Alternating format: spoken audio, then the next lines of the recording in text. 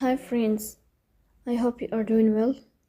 Today we'll talk about how to fix or how to solve the problem of not opening on Messenger. We go to settings.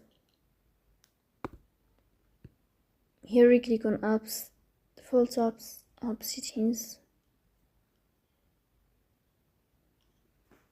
Here you will search about Messenger app and you will click.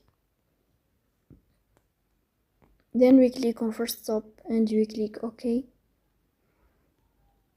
Here you will enter to storage.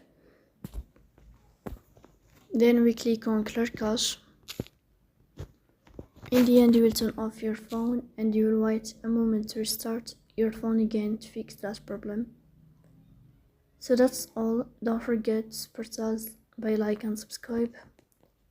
See you next time and thank you for watching and your attention.